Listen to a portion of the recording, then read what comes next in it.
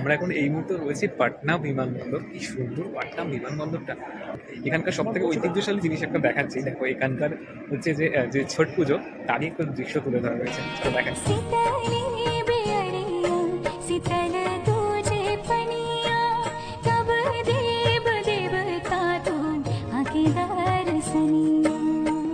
এই জীবদ্দশায় মোটামুটি ৮-৯টা বিমানবন্দর ঘোরা হয়ে গেছে, কিন্তু পাটনা বিমানবন্দরটা খুব সুন্দর এখন পর্যন্ত আমার দেখায়। তোমাদের দেখা আরো অন্যান্য হতে পারে। সেই লেভেলের সুন্দর জায়গা, দেখো সুন্দর জায়গা, আহা হা, দেখে মন ভরে যাবে। আর এই আমার পিছনে রয়েছে একটা মধুবনী পেন্টিং, তো চলো দেখাই। মধুবনী পেন্টিংটা এত সুন্দর সত্যি। আমাদের ওই যে হচ্ছে গেট নাম্বার হচ্ছে 12 ওখানে। হ্যাঁ, আর এই পাটনা বিমানবন্দরটার নাম কি জানো? Jayaprakash Narayan international airport.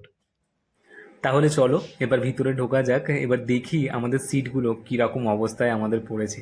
আগের বারের সিটগুলো তো খুবই বাজে পড়েছিল, তো এবারের সিটগুলো কীরকম পড়েছে চলো দেখি। আগের ফ্লাইটটা ছিল আমরা তিনজন তিন দিকে বসেছিলাম, এই ফ্লাইটটায় আমরা পুরো তিনজনে একই সিট পেয়েছি। এখানে মামিমা উইন্ডো সিট, এখানে মামা সাইড, আর আমি মাঝখানে জগন্নাথ স্যার। মামির একটা পছন্দ, ফার্স্ট টাইম মামির আসা, তো উইন্ডো সিটটা সবাই চায়। তো মামিরা ব্যাস খুশি তো। হ্যাঁ, আর যেটা উইন্ডো সিট নিতে গেলে পয়সা দিয়ে পে করতে হয়, এক্সট্রা পে, সকলেই জানো। তো তো আমরা সহজেই পেয়ে গেছি। হ্যাঁ, সেটা আমরা ছেড়ে দেওয়াতে আসবে করে আমাদের দিতে হবে।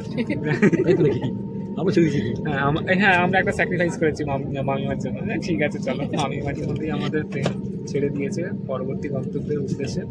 তো এখানে ভিডিওটা পজ করছি, পরে আবার আসছি। আমরা তো নিচে থেকে আকাশটাকে দেখতে পাই, তো আকাশের উপরটায় কি আছে? আকাশের উপরটা ঠিক এই রকমই একটা অবস্থা।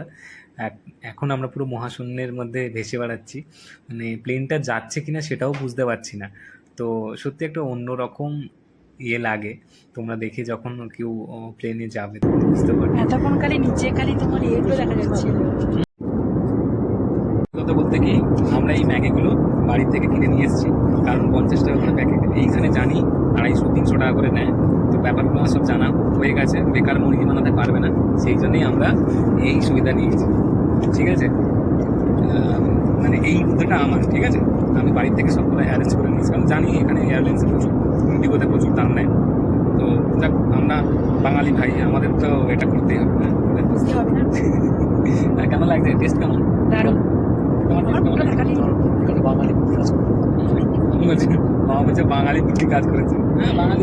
আর এটা বিহারি জায়গা, পাটনা থেকে যাচ্ছি আমরা, অবশ্যই কাজ তো করাতেই হবে। দীর্ঘ 2 ঘন্টা 40 মিনিটের জার্নির পর আমরা কেম্পাকোড়া বিমানবন্দরে নেমে পড়েছি। তো বিমানবন্দরের অবস্থাটা ঠিক এই রকম, কত সারি সারি প্লেন দাঁড়িয়ে রয়েছে। আমরা যে প্লেনগুলোকে নিচে থেকে দেখতে পাই, তো এতটা কাছ থেকে সত্যি খুব ভালো লাগে। সুদূর কলকাতা থেকে একেবারে কর্ণাটক চলে এলাম এক বেলাতে। ফার্স্ট টাইম কেমন লাগলো? ভালো লাগলো। যাক।